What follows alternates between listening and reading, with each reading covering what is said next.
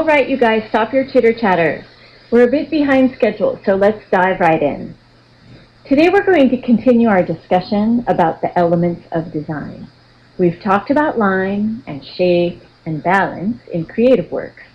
And now today we're going to focus on the use of color. But before I begin, I'd like to ask you all a question. What's your favorite color? How about you, Joe? What's your favorite color? Oh, forest green. How mature of you. You must like nature. Or must be an energetic guy. Green conveys energy. How about you, Jimmy? What's your favorite color? Black. Black's a value. Oh, charcoal gray. Okay, that's actually a very powerful color. If you go for a job interview and you wear charcoal gray, it shows that you're powerful and confident. Yeah, that's a good color. And Tina, how about you? What's your favorite color? Oh, pink. That's so cute. It's a feminine color. Do you know what pink does?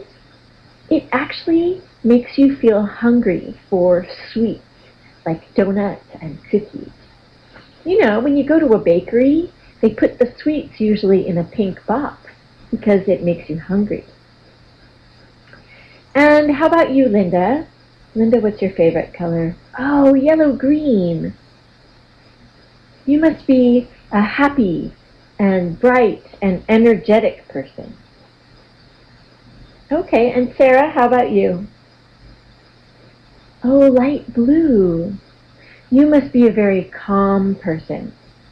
You know, they say that married couples, just before they get married, they should paint their walls light blue because it improves communication. Did you know that? Also, did you know that light blue makes you look tan? It's complementary to orange, so it enhances the orange tone in your skin. So when you go to the beach, always wear a turquoise bathing suit. It'll make you look tan. So as you know, color communicates.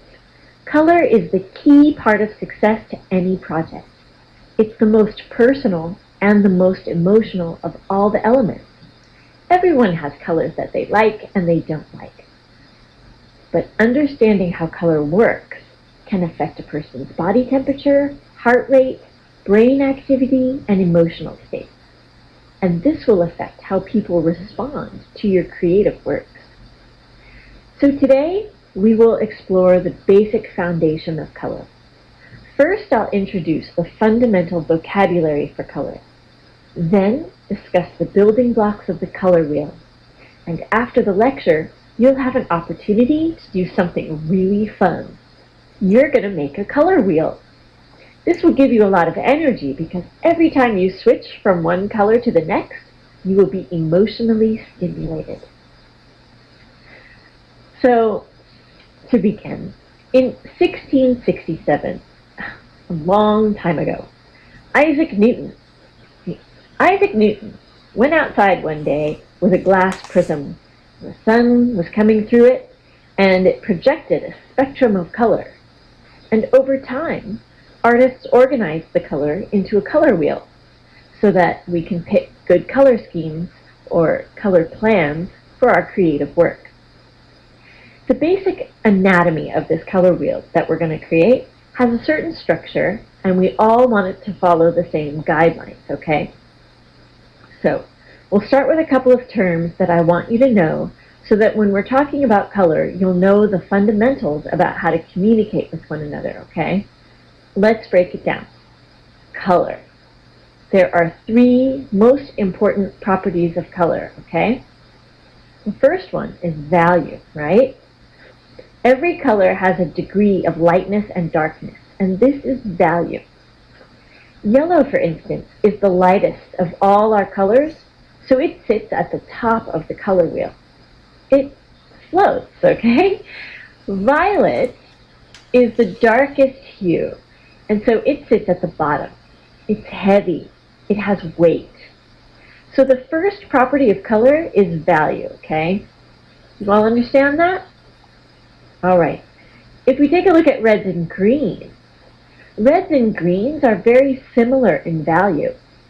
And that's why colorblind people have a hard time distinguishing the color when they're side by side. The value is a little equal. The second property of color is hue. Hue just means the name of the color. For instance, red, lemon yellow, royal blue, turquoise blue. It's the title of the color. The third property is saturation.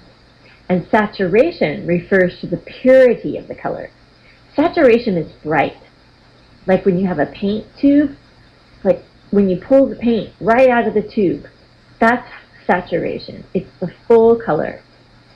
Now next week, we'll learn to desaturate a color. And desaturating a color is when you take away from the purity. Saturation also affects temperature. So every color has a temperature. There's warm and there's cool.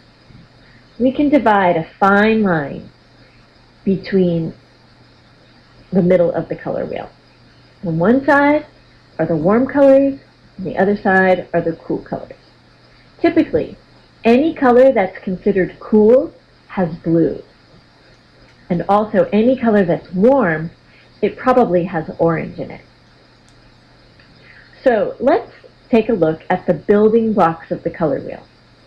First, we're going to start with primary colors. We learned these when we were kids. Children see red, yellow, and blue. It's the first thing they learn.